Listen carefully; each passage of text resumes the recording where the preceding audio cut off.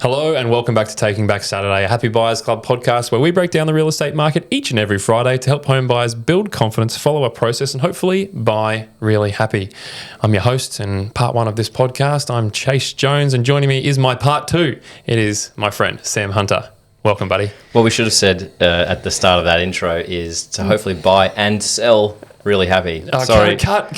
Sorry, first home buyers. This is part two of how to sell your house for a reasonable amount of money, but ideally a very smooth, very stress-free process where you get what you want at the end of it. Every seller was a buyer once, every buyer may eventually be a seller. For sure. All we know is that overall, real estate sucks. Yeah. I mean, if you listen to last week's podcast, which was about, selling before you buy. I think we've the broken record. For sure. Feedback from everybody who's listened to that aside, we feel like we've successfully convinced nearly every family in Brisbane that they should probably sell their house before they buy the next one. So good work, us. We're not here to fear monger. We're just here to sort of show you what we believe is best practice. We say to our clients all the time, like, it's not our job to spend every dollar that you've got because there's enough problems in life to worry about money. And it's the same thing here. There'll be plenty of people who listen to this, take the advice on board and still buy before they sell, right? That's the decision for you and your family. Just that in our view, there's a way to do it that does save a bit of time, that does save a bit of stress, that usually saves quite a lot of money as well. And it's to potentially go through the process we're going to talk about today before you then do all your homework and buy really well at the end of it. Nice one. Yeah.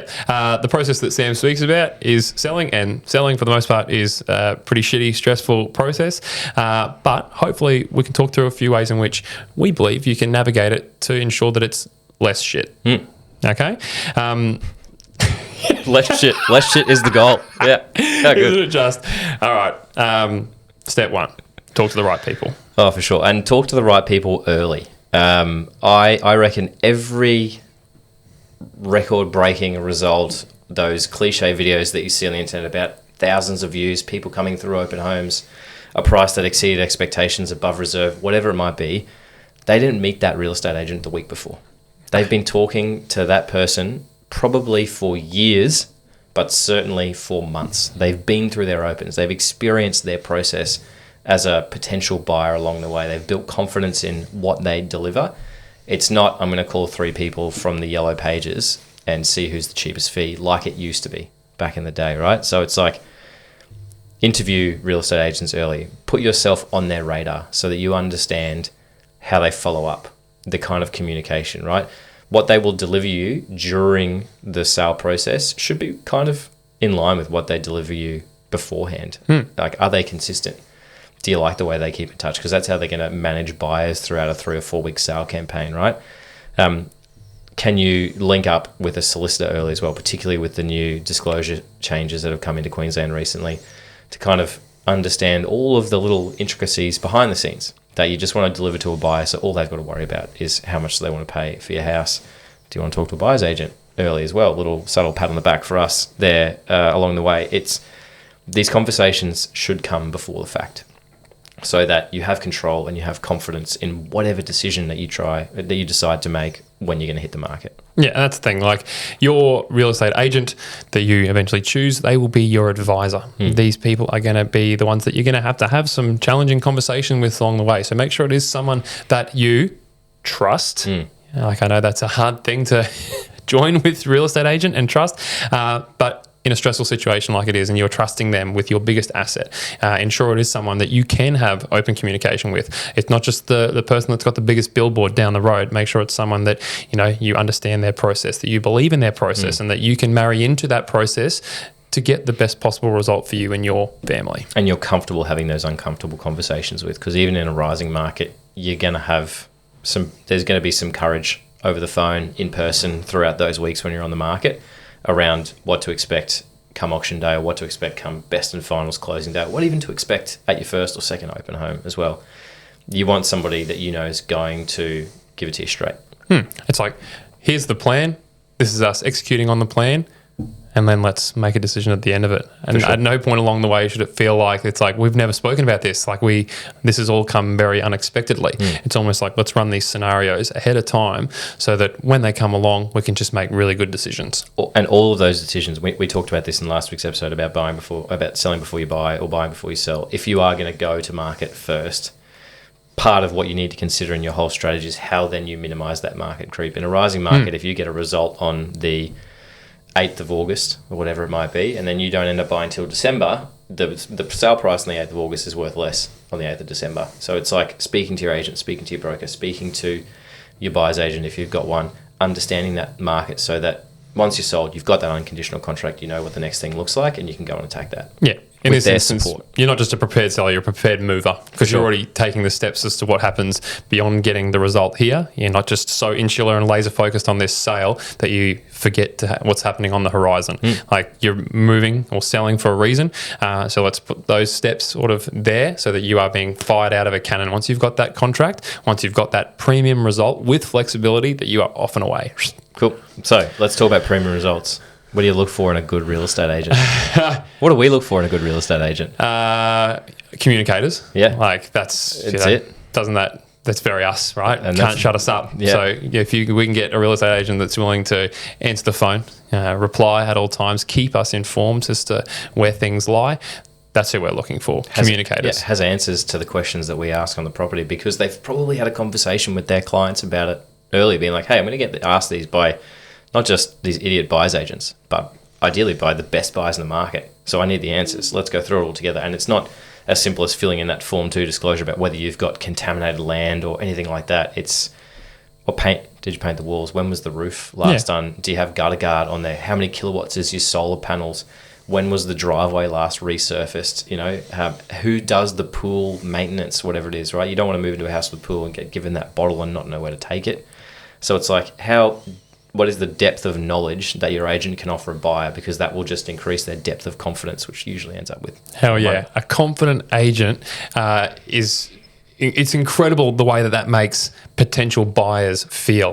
It's like they've got the answers and they're here and I'm receiving them straight away. So now I'm building confidence in this property because they're speaking about it so confidently. They've got all the answers. Nothing's left unanswered. Nothing's left for assumption or surprise. And that's who you want representing your home. For sure. If we get off the phone with a real estate agent and they didn't know any answers, and the property kind of ticks most of the boxes, we probably see that as an opportunity. If we get off the phone with somebody who gives us everything we need to know and beyond, we're probably like, fuck, we're going to have to pay the money for this one. They know what they're doing. It's like, it's like, hey, it's better than this one. It's not as good as this one. Bang, bang, bang. Firing off all the comparables in the area because they are a local expert. They're also an expert in the home that they're representing. And you're like, okay, this guy's good. That is both. We got to recommend this guy to people when they're selling. That is both strength and confidence in their own opinions about the property, but it's the facts to back everything up when it comes to negotiating or when it comes to having one of those conversations at auctions that might happen behind closed doors. I think another important thing to look for when you're picking a real estate agent is everyone asks the question, what do you cost? We get it, right? When we're talking to people, don't go for an agent who is just cheap, right? I think you do get what you pay for in real estate. And when you're selling something that is worth potentially multi-millions of dollars, right, that ideally you've paid quite a bit less for and you're trying to maximize that sort of tax-free gap, the difference of 0.5% will be made up by somebody who knows their shit versus somebody who's just going to put a sign out the front, take some photos, and put on the internet and hope for the best. A fair fee in Brisbane is probably 2.5%. A cheap fee in Brisbane is certainly less than 2%, in my opinion. Brisbane is pretty unique compared to the other capital city markets in Australia where our fees are a little bit higher than everybody else's. But I'll counter that and I'll go into bat for at least the 15% real estate agents that are really, really good. They all listen to this show. They do all listen to this show. Absolutely. We're talking to you. Yeah, you know who you're talking about. They own the fee. They justify it. I think that they get great results. Like you can look at sale prices in the suburb and without knowing who the agent was, the price will tell you probably who sold it. So have a look at that when you're deciding to pick your agent. Have a conversation with them. Don't be scared if they say that they're 2.75% including GST. Do be scared if they say they're 1.8% including GST, in my opinion. And again, like you watch the way that they justify and fight for their fee. It's probably the same way that they're going to justify and fight for the best result for your property. Keep that in mind as well. I think best advice would be to get out there and experience what buying from any one of these agents might look and feel like. Go and attend an open. How'd they make you feel? How confident did they make you feel in that property? How was the follow-up? What was that experience like through potentially purchasing that property? And is that the way that you want your potential buyers to feel? Is there a vibe, but also, is that somebody that you can absolutely 100% rely on? Talking about reliance as well, you've now got to produce a form that a buyer has to cite before they can actually sign a contract. It's a Form 2 seller disclosure. We've already seen real estate agents out there who are like, don't worry, we'll take care of it for you. And they're kind of just ticking the boxes and hoping for the best. The right real estate agent, again, in our very strong opinion, will facilitate this on your behalf via a solicitor or via a third party that's going to assume that liability. Reason being, if that form is inaccurate, you don't have an unconditional contract right up until the point of settlement, right? There's always a red button that a buyer can push. It's really important to get it right if you're selling. It's great from a buyer's perspective if it is found to be inaccurate because you have a get out of jail free card. So the right agent's going to sit down, walk you through it, help you understand the risks about it being inaccurate, and then go and do it right for you. Again, doubling down on them being an expert. Yeah, this is all part of the new required expertise in the field of selling. For sure. Okay, on or off market? We get this one a little bit, particularly because I think the appeal of working with a buyer's agent is that off market is out there, and it's something that that's the world, the weird and wonderful world that we're in for the vast There is no flakier seller than someone who's selling off market. I'll tell you that. No doubt. Are they actually selling? So. We've interviewed plenty of agents here on this desk who have sold the wares of off-market or no, we don't do that sort of thing. And it is different depending on that agent. But, I know that, for yourself and I, maybe a small off-market campaign to kick things off, but realistically, on-market is where the premium result is found. I do agree with that. Like, we would buy 50-50, I think, this year. I reckon it was probably less this time last year, but we're a little bit more known, we get a little bit more opportunities, and it's still 50-50. But I would suggest that of the 50% that we do buy on the market, we've either been the first person to see it or we've tested them with something and they've gone, stuff you guys, we're on the market, and then we've ended up buying it anyway. Prime example, we offered 1.4 for a place in Camp Hill. We bought it 6 weeks later at auction for $1,411,000. So they got us for $11,000 for 6 weeks. Hey, and they probably paid that in marketing. Yeah, it is what it is. Hey, who cares? If I was selling my house, I would have a sign out the front. I'd do it properly. I'd go through the process. I just want to know that I'd given it everything that I got. Again, because you're living there, and this is for the most part for people who are selling their primary place of residence, it's such an advantage that you don't pay tax on any profits you make out of your own home. You don't want to leave $1 on the table. And for the buyers listening to this, like, you'll appreciate this when you come to sell something, right? It's you want to save everything you can when you buy. You need to get everything you can when you sell, right? Because it's just structurally such an advantage. So yes, I'd probably have a few people through off market, my best buyers, get them interested or learn something, test expectations. I would say that more than 80% of the stuff that we go through off market, we're there to help guide some expectations because they're a little bit low. Property in Stafford, really good example. They want 1.9. I was like, it's probably 1.7. We bought the one around the corner. That's better than this for 1.73 60 days ago. You can't tell me that the market's moved 20%. It just isn't the reality. Our clients were like, oh my God, that's true. The agent was like, I can't have that conversation with them. I was like, that's cool. We're just not buyers. It's fine. I think have a couple of people through, get some feedback. It's a good alignment of expectations. It will probably then help you understand what the right method of sale is. Is it offers over? Is it price by negotiation? Is it an auction?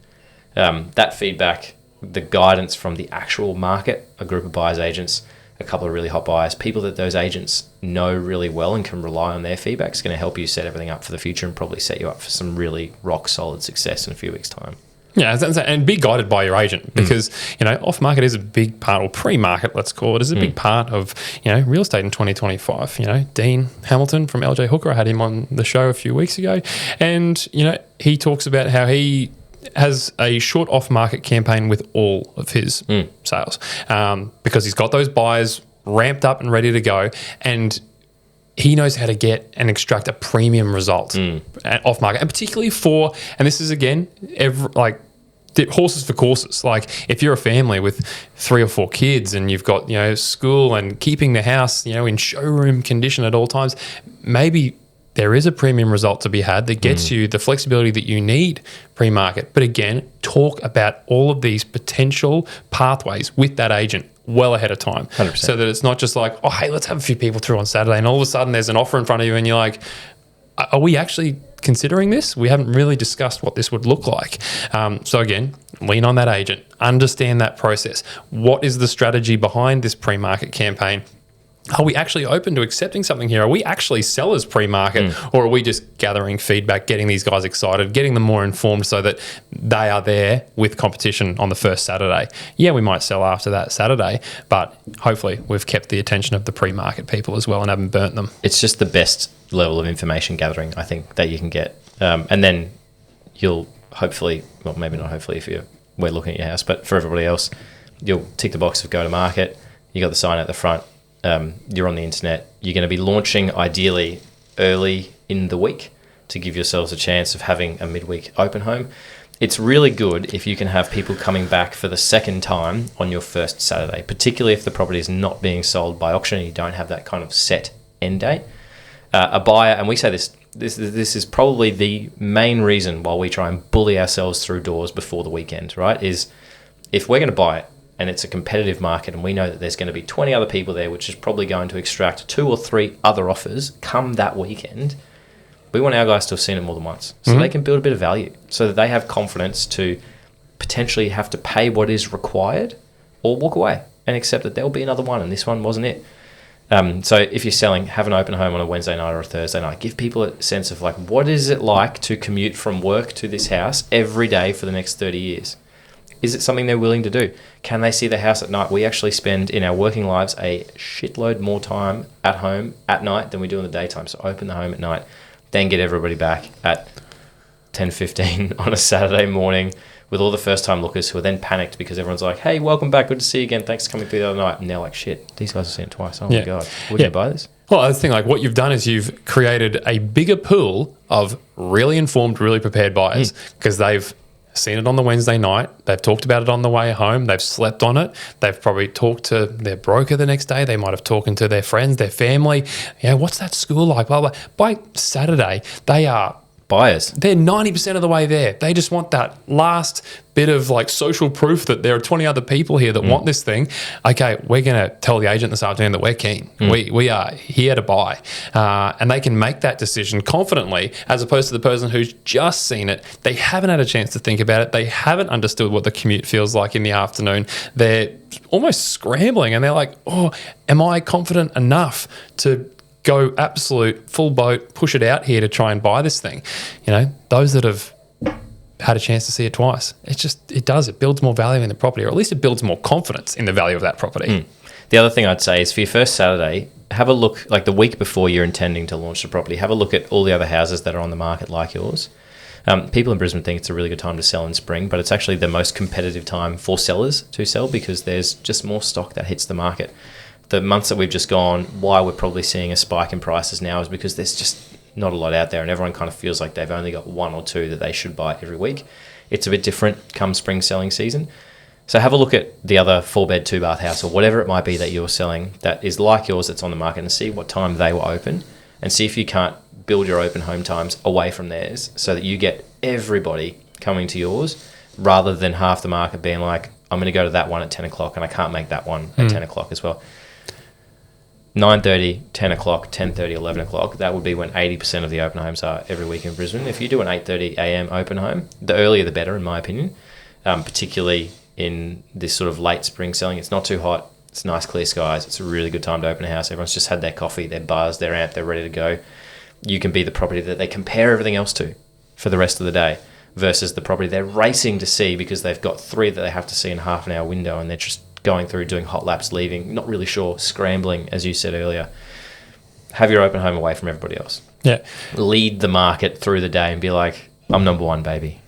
Go and see everything else, but remember me. That's the thing. Like, and we speak to buyers, agents, all day, every day. Who like on a Saturday, like, oh, how many have you got today? And it's 6, 7, 8, 12, all that sort of thing. And they're like, I don't know how you do it, because for a lot of families who are looking to buy, the idea of even going to 4 opens is like, oh, that's too much, and there is a level of exhaustion that happens, and a bit of like, if you're the fourth on that, that's the easy one to ditch, or that's the one that's like, oh, we can't make those 2 within half an hour, it's just not feasible with the kids in the car. So keep that in mind. Now, can you have yours away from the others, or at least earlier, so that you can set the pace for the Saturday? You don't want to be the one that people are just like, oh, we can cash that one next weekend, and then find out that maybe it sells Monday. Right, so let's talk about how you get people to your open homes, right? Because I think one of the big things around selling, and this is maybe a point of contention, is like marketing costs, right? Again, Australia, New Zealand, fundamentally different to the rest of the entire world in that the seller pays for all the marketing here, for the most part. There are a few agents that include it. Wouldn't sell my house with agents that include it. Again, I've just been there on that side of the fence, seen those practices, understand that they've got big credit card bills for realestate.com.au payments every month, and they're just looking to recoup their costs, not necessarily sell for the right money. That's not to say it's everybody, but that's the experience with a lot of them, speaking from that side. You need to invest in proper marketing. Again, this is a big asset. You want to make sure that you've left no stone unturned. Do I think you need to spend $20,000 or $15,000 to sell your house with an agent? No. I think a lot of that benefits the agent more than it benefits the seller and their property themselves. But I do think there is an investment in the thousands of dollars that needs to be spent on doing more than just putting pretty beautiful photos and an ad on realestate.com.au, so that when you get those offers or you get those bids, you can go, we've done everything we can. Yeah, exactly. This is the market. We're making a decision. How can I capture the most amount of people that are interested, informed, and prepared? How can I get them excited about this place? Get them through the door. The more people through the door, hopefully that means more offers. Hopefully more offers means better results. 100%. So how do you start that at the beginning? How do you start from step 1 to ensure that you get to step 4 with a premium result? One of the things I've seen a lot of really good agents do recently, and I actually think this is like a 2025 thing, is they're doing both daytime and nighttime photos, so that somebody, before they've even gone to an open home, can see what the house looks like with the lights on and with the lights off, can see, is it dark through the daytime because it faces the wrong direction? What does it look like at night when we're actually spending a lot of time there after a long day at work? I think that's really good marketing. I agree. And I would be, if I was selling my house, I'd want to show people what the house looks like at varying times of day so they can make a decision to come and have a look at it. Big fan of signboards. People drive past houses, you're right? They probably forget the address. They just remember the street. You want to show them which one Says it the is. guy who lives in a cul-de-sac. Yeah. I'm still a big fan of signboards. Get it right. I think that old school marketing works. We say to our clients all the time, like, we get the question, are you going to bring us off market opportunities? We say yes, absolutely. But we also then caveat that by saying it's a lot easier to buy a house when there's a sign out the front. It just shows motivation. You are selling, right? You are advertising to everybody who drives past your house at any point in time that there's an opportunity to buy this. If you want to stop driving, you can. You've just got to be there on the day or be there on the weekend. If you'd asked me the question in 2015 instead of 2025, I probably would have told you that you need to do some sort of newspaper advertising. That's like my paid courier mail training coming out that I've had to sort of forget over time. I wouldn't waste money on a newspaper ad right now. I would spend effective money on social media marketing right now as well. It used to be that your active buyers are on realestate.com.au, and I think spend as much money as you possibly can with realestate.com.au. It works. It's the busiest website in Australia for a reason. It's probably the busiest website in the Southern Hemisphere for a reason. So spend well with them to do well. I hate that I'm saying that, but that's just the reality. Sorry, Domain and everyone else who does it. You just don't do that well in Brisbane.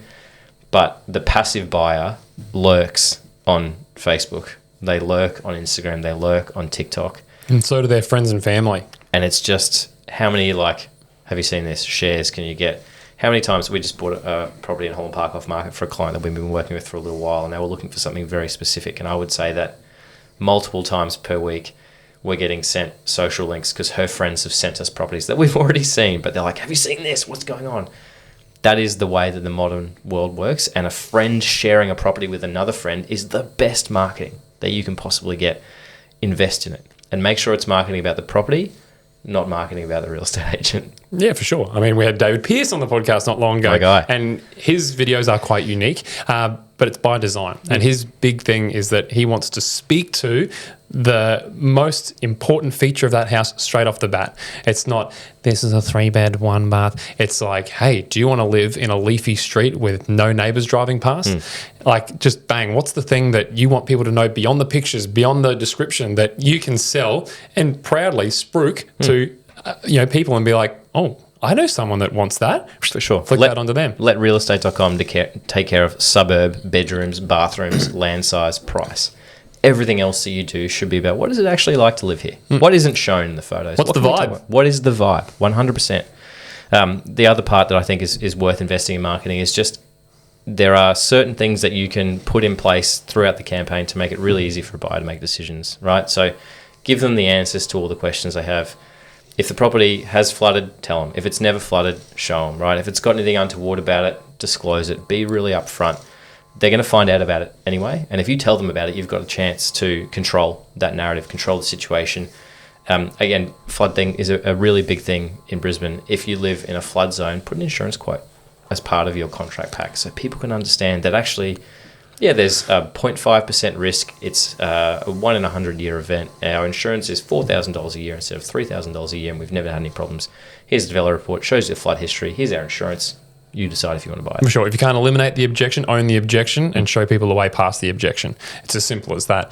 We talk about, objectionless real estate, fundamentally sound real estate as a buyer, but it's just not the reality for every single property. Some properties just invariably have an objection there. But by getting out in front of it, by showing people, hey, this is how, here's a quote for double glazed glass. We live on a busier road. This is a very, very low risk property for flood, but this is what we pay for our insurance.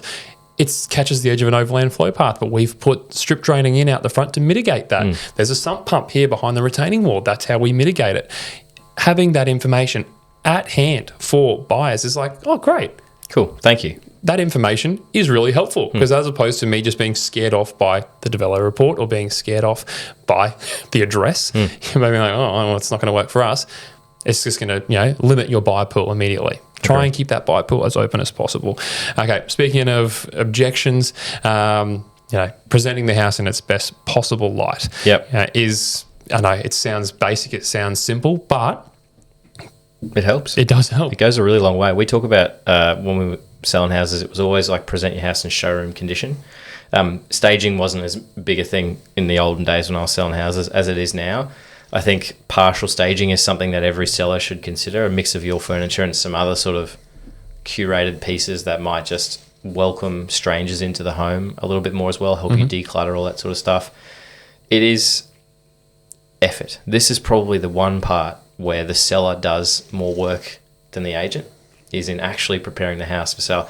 Agents will put a video of them leaf blowing a pool before a Saturday open home and be like, look at how much effort we've gone into it. How good are we? Oh, every effort for our clients. Real estate agents never sleep. What they haven't shown is the mum cleaning everything, mopping the floors, like the induction stove being sprayed 4 or 5 times, them getting takeout 2 nights in a row so that there's nothing really to clean up so they don't have to worry about it when they're vacating the house on a Saturday morning for their whole day, right? That is so much work, but it makes a fundamental difference. We used to have like stale bread that we'd stick in ovens and put the oven on so that it would smell like bread when people walked in. That's marketing, right? Having a clean house, having a tidy house, having a house that's easy for a group of people to walk through and flow through makes all the difference to how many people you have interested and that end result. It's not wasted energy. It's really important. And it's probably one of the real reasons why selling sucks more than buying, because you've got to clean your house twice a week for 3 weeks if you're going down the right road of selling, if that makes sense. And like the idea behind staging by decluttering, by presenting your house in a very minimalist manner, is to eliminate the need for a buyer or potential buyer to have to imagine what that space would feel like. You want them to walk in and just be at peace and almost just soak in the space, as opposed to being like, oh, geez, there's a lot of stuff here. This feels small. I've got a lot of stuff. Is this what my house is going to feel like when we move in here? Let's get them thinking about the opposite of that, being like, this is what this place could. How good is this? How good is this? This, like, we make the joke of just like, at least your housewarming party will be good because you can have a lot of people in the house and it doesn't feel crowded. So important. Showroom condition, declutter, just all the important things, make it feel like it could be someone else's house rather than it only being your house. Nice. I guess one last thing to cover off on as well is method of sale. And this probably should have come tied in with, selecting your agent, because sometimes selecting your agent will dictate the method of sale. There are agents that are steadfast in their processes, and if you believe in that process and believe in them, then follow it. Again, there are multiple ways in which to sell a property, whether that be off-market, auction, private treaty, best offers buy, price guides. We've seen all manner work and we've seen all manner not work. Thoughts? Whatever you're comfortable with. Yeah. I don't think there's a wrong way to sell a property if you're ticking a few of these other boxes that we've talked about along the way. I don't think every property is an auction property, for sure. I think you're kind of dictated by who you believe your buyer will be. For first-home buyer stock, we certainly see in the results there's better prices when someone's given the opportunity to put a finance clause on there, because they just feel a little bit more confident about putting down a number they've never ever thought about spending in their entire life, and they need a bank and their broker to tell them it's okay. For a typical upsizer home, an auction's a great way of selling to get everybody organised. But again, coming back to last week's podcast, stuff we talked about, that also eliminates people who want to buy before they sell because they can't buy it because they need a subject to sale clause, unless they're willing to absorb that additional risk and stress and go for it. Talk to your agent.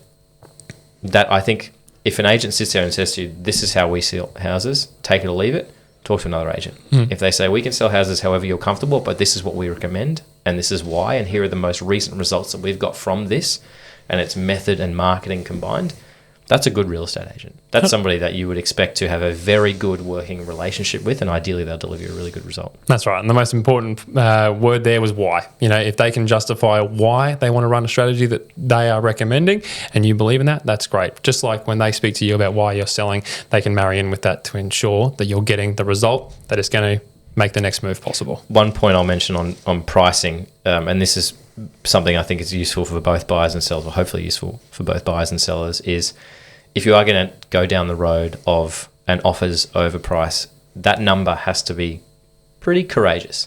So let's say you want $1.5 million for your property. It's not offers over 1.5.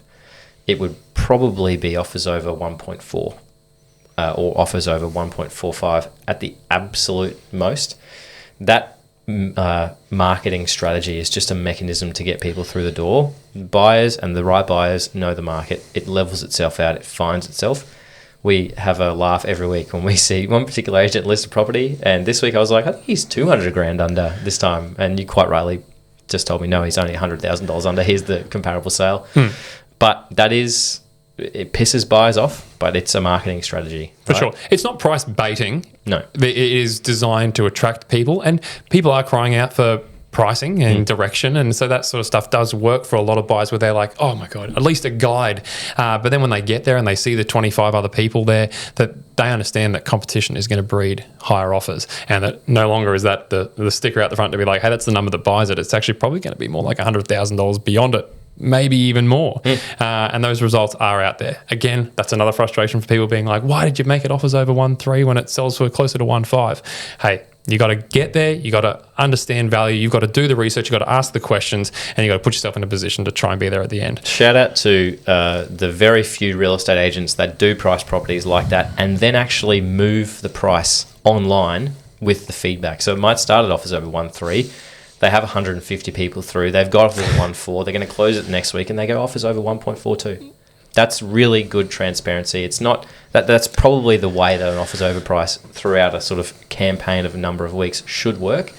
You are letting the market know that if they're interested, this is where they need to be, above this level.